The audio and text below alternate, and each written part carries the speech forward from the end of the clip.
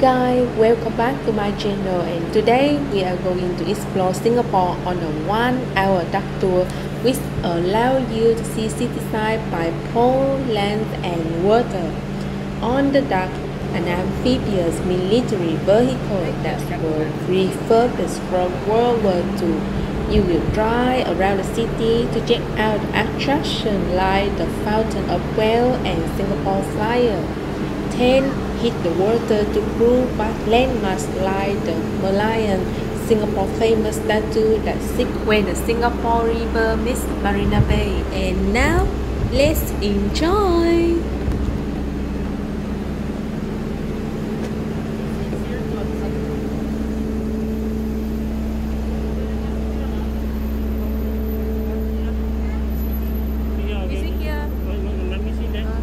This afternoon, and behind me we have Captain Han. So we will be together for the next 50 to 55 minutes depending on the traffic situation. And kids, this tour is going to be both land and water. So the first part of our journey, we will be like a bus on the road, and then once we reach the waterfront area, we will all make a splash into the waters and we turn into a boat, okay? But safety reminders first. I now need your attention. This is a safety briefing. Please take note of where the life buoy and fire extinguisher are located. Adult life vests are found under your seats, while toddler life vests are placed in front. In an emergency, put the vest over your head and secure the strap around your waist. Please attend to yourself before helping the little ones. Exit doors are on both sides of the craft. Evacuate only upon the captain's order. While in the water, you may use the whistle to attract attention. Rest assured the duck is equipped with modern features to ensure your safety. Hey Darius! Quack, quack. I heard my name! Who called my name? Oh, hi there! I'm Darius, the coolest duck in the whole wide world. Isn't this a great day to go a-splashing?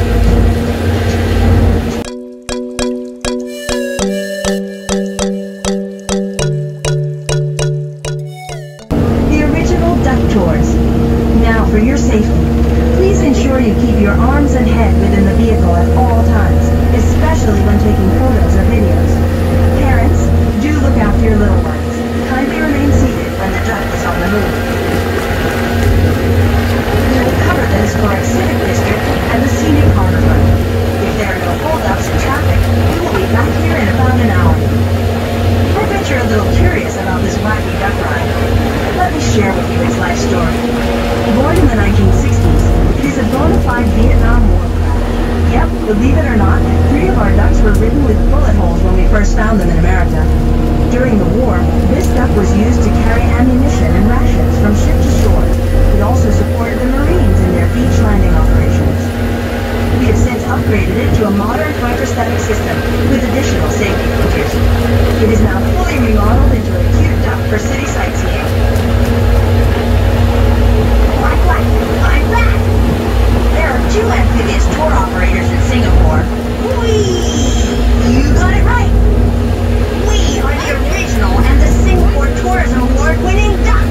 Now, listen up kids. If you spot a copycat at any time on this journey, shout, "We are the best!"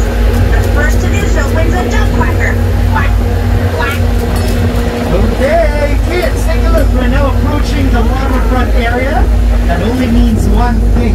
We are now about to make a splash into the waters. Okay, so reminders, do not stand when we're making the splash.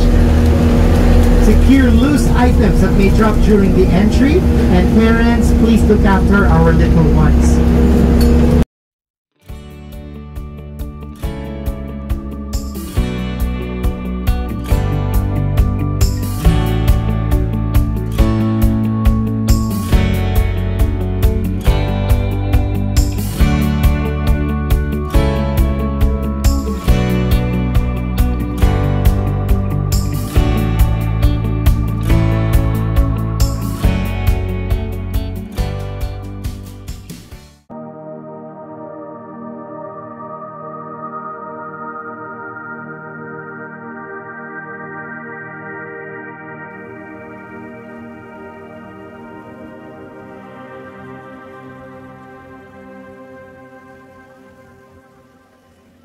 This is expected to finish at a height of 250 meters tall.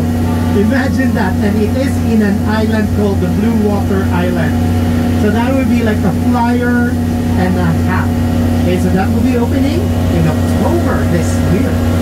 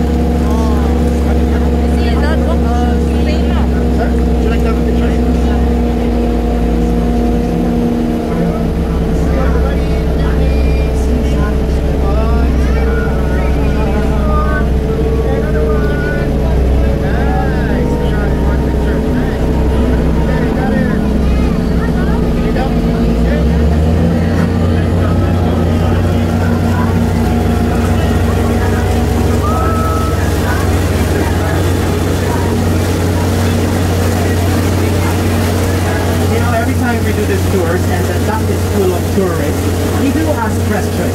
One of the most frequently asked questions about the Merlion would be, is this the original Merlion? What do you think? Is this the original Merlion? Some are shaking their heads. Okay, the answer is, it is the original Merlion. However, not the original location. Okay, I think that was what you were thinking. 1972, the Merlion was first installed at the mouth of the Singapore River. That was at the back. Okay, so through the years, the Merlion was there together with the baby Merlion until they started to build the Esplanade Bridge.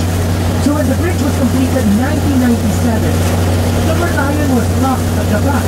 And it's not a good sight, considering he is our tourism icon. So it was only in 2002 when the Merlion was transferred to where he is right now. And that was 30 years after he was first installed. So, yes, original Merlion, not the original location.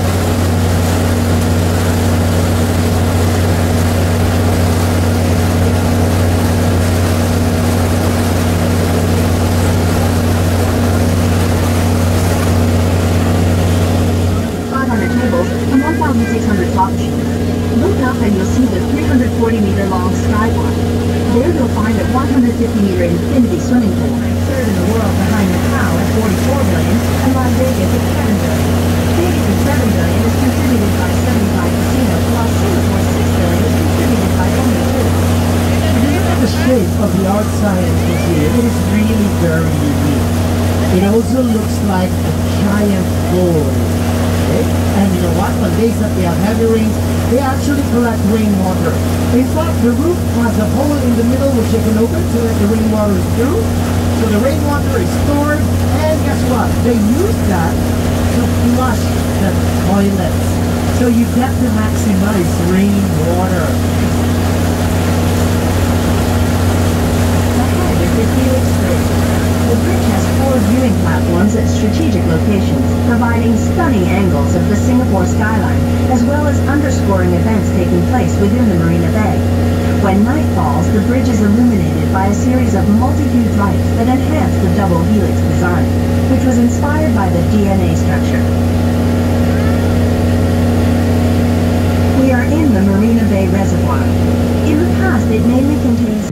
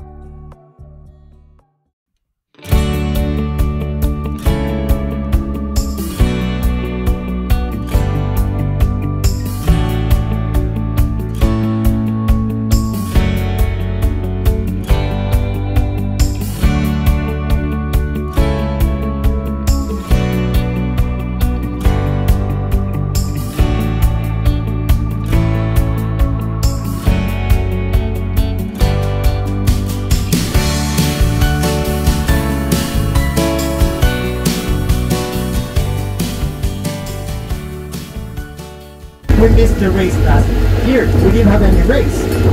But guess what? We actually have a date for this year. It is supposed to happen on October 1st to the 3rd, 2021. That's in 5 months. How will that be? Okay, we'll see how it is. Let's keep our fingers crossed, but of course safety and the health of everybody is the priority. And talking about health, while we are waiting for the race, our building, look at it, it's now a temporary swabbing center. We have employees from various industries coming here to get their swab tests. So if an employee tests negative, they would continue to come back here every 14 days, so twice a month. Okay, they come back here for their swab test. And well, it's a Sunday, it's not so busy, but you know what? There were times before that this was really full. Even outside here, there will be lorries, vans, cars parked, and on days like that, they can conduct up to 6,000 swabs this side. Just take note that the flyer is only operational from Thursdays to Sundays. The first ride actually starts at 2 o'clock and the last boarding time is at 9:30 in the evening. Okay? One ride of the flyer takes about 30 minutes.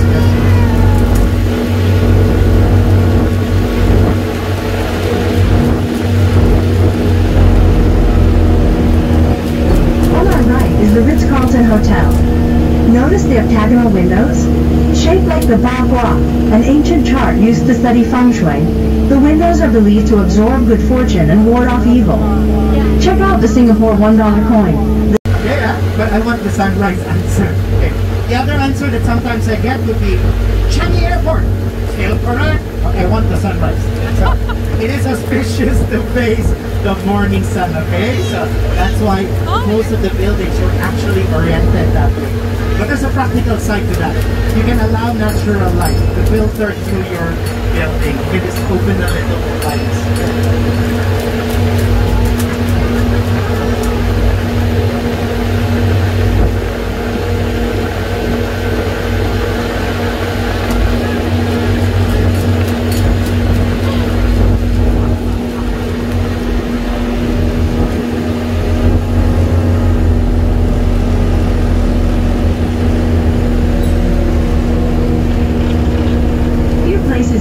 world offer a more diverse food selection than Singapore. The spicy chili crab has enticed many foodies all over the world and is perhaps the one dish that is synonymous with Singapore. A close second would be the Hainanese chicken rice. Both dishes were selected to be contested by celebrity chef Gordon Ramsay, who pit himself against our local hawker heroes. Here is a Tory tip. Hawker food centers are often packed during mealtimes. If you see an umbrella or a tissue pack on an unoccupied table, that means it's taken. Locals refer to this quirky table reservation practice as choke. Go ahead, place a tissue pack on an empty table, run off to buy your food, and the table remains yours when you return. You may have heard that Singapore is a fine country. You know how the old joke. The Padang, which is what we're currently seeing on our right side. Talking about the Padang, okay. The Padang even back then was already a favorite. Back then, there was also a famous food place around this side here. What was it called? The Satay Club, yes. Hey.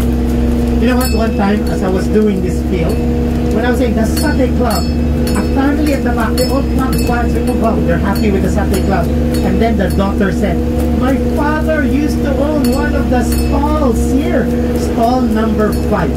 Yeah, so that was their stall. So when I asked the younger ones, are you still continuing with the satay business? The young ones said, no. They don't want anymore, okay? But yeah, that was a famous food place around this area. This is the cenotaph. This is a memorial to honor all the soldiers who bravely fought and died in protecting Singapore during the war.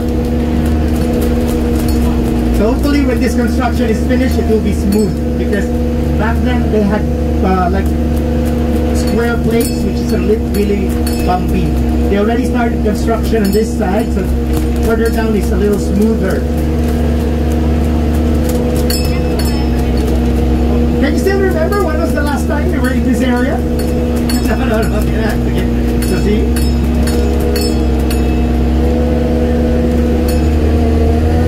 Approaching Anderson Bridge. Erected in 1910, it is named after Governor Sir John Anderson, Commander-in-Chief of the Strait Settlements. During World War II, the Japanese would display heads of beheaded spies on this bridge. We are now turning into the Civic District.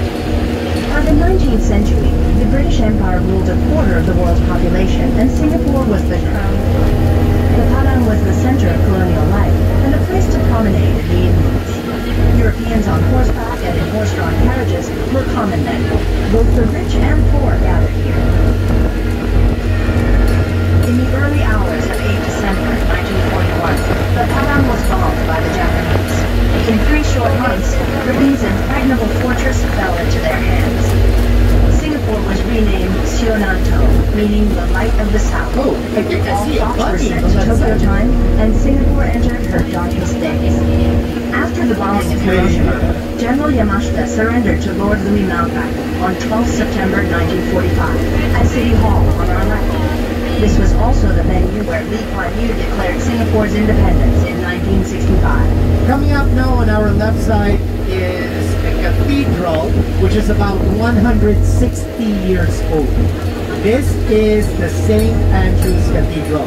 This is an Anglican church, and they have been in this area since 1836. Interestingly, this is already the second cathedral that was built here. The first one had to be demolished in 1855. You know why? Because it was already unsafe. The reason being, it was already hit by lightning twice. 1845 and 1849. Beach Road and Nickel Highway, this was called Raffles Reclamation. This was an earlier land reclamation project before Marina Bay was built. Okay. Remember earlier I was talking about the buildings? So now we know the shape of the towers looks like a sail, right? A sail going in opposite direction. The roof, look at the roof. What does the shape of the roof look like? Waves, yes.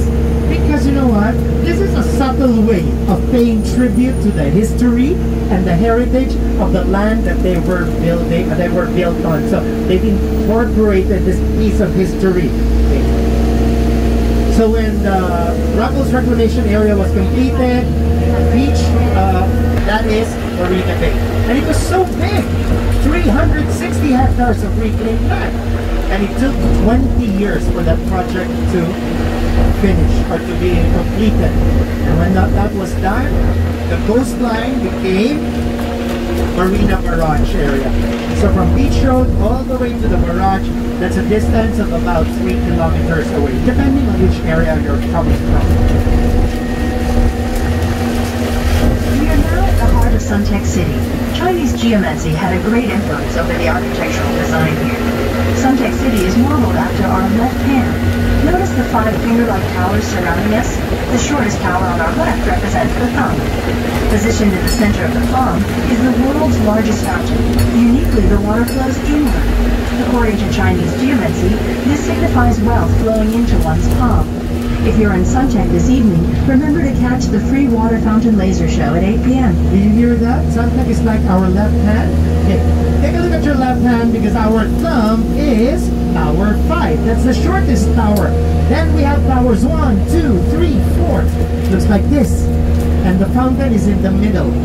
If it's playing, the water pours inwards because this is symbolic of investments and opportunities and businesses pouring into Suntec City. Okay?